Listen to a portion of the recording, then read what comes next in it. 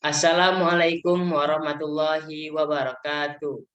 Perkenalkan, nama saya Ardian Afrianda dengan NIM PO71 2002 160. Ya, di sini saya akan menjelaskan tentang sistem pencernaan. Memahami sistem pencernaan pada manusia. Sistem pencernaan manusia berperan penting dalam mencerna makanan dan minuman menjadi energi, serta berbagai jenis nutrisi yang diperlukan oleh tubuh. Tak hanya itu, sistem organ ini juga berfungsi untuk mengeluarkan zat beracun dan sisa makanan melalui fase atau tinja.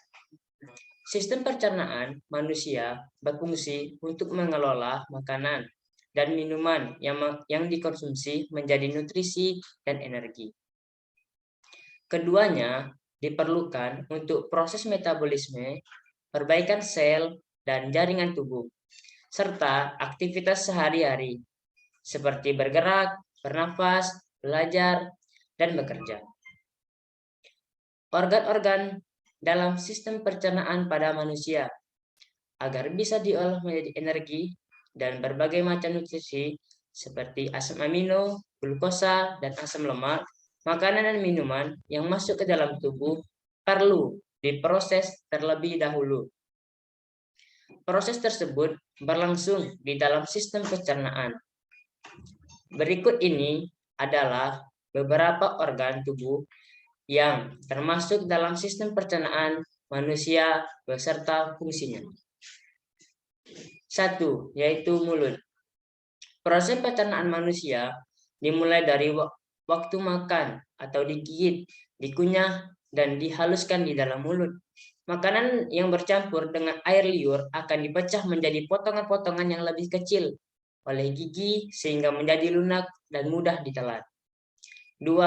Yaitu kerongkongan atau juga bisa disebut dengan esofagus. Makanan dan minuman yang ditelan akan melewati kerongkongan atau esofagus. Kerongkongan adalah saluran yang panjangnya sekitar 25 cm dan berfungsi untuk menyalurkan makanan dan minuman dari mulut ke dalam lubang. Di saluran ini terdapat otot-otot khusus menyerupai kutub yang disebut lower esophageal sphincter.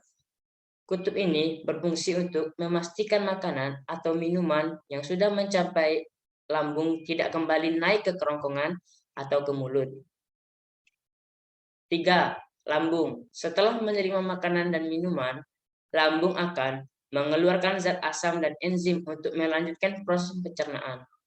Selain memecah makanan, lambung juga akan membunuh mikroorganisme yang mungkin terdapat pada makanan atau minuman. Di dalam lambung, makanan akan dibuat menjadi cairan pekat atau berupa pasta dan selanjutnya akan didorong ke usus halus. 4. Pankreas. Tak hanya berfungsi untuk menghasilkan insulin, pankreas juga bertugas menghasilkan enzim pencernaan seperti lipase, protease, dan amilase. Enzim tersebut akan dilepas oleh pankreas dan ikut bercampur dengan enzim pencernaan dari lambung. Enzim lipase berfungsi untuk mencerna lemak menjadi asam lemak. Protease untuk mencerna protein menjadi asam amino, sedangkan amilase untuk memecah karbohidrat menjadi glukosa. 5. Kandungan empedu. Hati atau liver akan menghasilkan cairan empedu, kemudian menyimpannya di dalam kandung empedu. Cairan empedu terdiri dari kolesterol, garam empedu, bilirubin, air, serta mineral seperti kalium dan natrium. Cairan ini berfungsi untuk mencerna lemak menjadi asam lemak. Ketika proses pencernaan makanan berlangsung, cairan empedu akan dialirkan ke dalam usus halus. 6. Yaitu usus halus. Makanan yang sudah menjadi pasta atau kimus atau khaimi di dalam lambung akan didorong ke usus halus. Gerakan yang disebut peristaltik usus ini terjadi karena kontraksi dan relaksasi jaringan otot di dinding usus halus. Usus halus terdiri dari 3 bagian, yaitu duodenum atau disebut dengan usus 12 jari, jejunum usus kosong, dan ileum berbagai terdiri dari usus halus. Ketiga bagian usus halus ini memiliki tugasnya masing-masing dalam memproses makanan.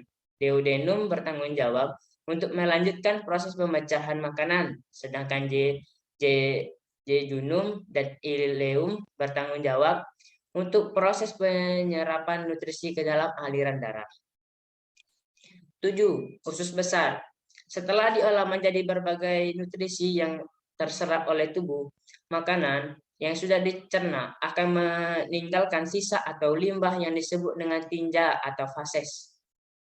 Usus besar akan mendorong limbah makanan tersebut ke dalam rektum, yaitu perhentian terakhir pada saluran pencernaan. Ketika rektum sudah terisi penuh dan tinja di dalamnya sudah dikeluarkan melalui anus, Anda akan merasakan mulas dan muncul dorongan untuk mengeluarkan air besar. Proses pengolahan dan pencernaan makanan hingga menjadi tinja umumnya memerlukan waktu kurang lebih 30-40 jam. Cara menjaga kesehatan sistem pencernaan, yaitu sistem pencernaan manusia harus sehat agar dapat berfungsi dengan baik dalam memproses makanan. Namun, saluran cerna juga dapat mengalami gangguan yang menyebabkan beberapa penyakit seperti MAH, penyakit asam lambung, diare, sembelit, hingga wasir. Bila gangguan pada sistem pencernaan tidak segera ditangani, lama-kelamaan proses penyerapan nutrisi di dalam tubuh akan terganggu. Hal ini bisa menyebabkan Anda mengalami malnutrisi atau kekurangan zat gizi. Oleh karena itu, Anda perlu senantiasa menjaga kesehatan sistem pencernaan dengan melakukan beberapa tips berikut ini. 1. Yaitu minum air putih minimal 6-8 gelas per hari. 2. Perbanyak konsumsi makanan tinggi serat seperti buah-buahan, sayuran, dan biji-bijian. 3. Jauhi minuman beralkohol dan rokok. 4. Batasi konsumsi makanan tinggi kolesterol. 5. Konsumsi probiotik. 6. Lakukan pemeriksaan kesehatan secara rutin ke dokter. Sekian, itulah materi dari saya. Saya akhiri. Wassalamualaikum warahmatullahi wabarakatuh.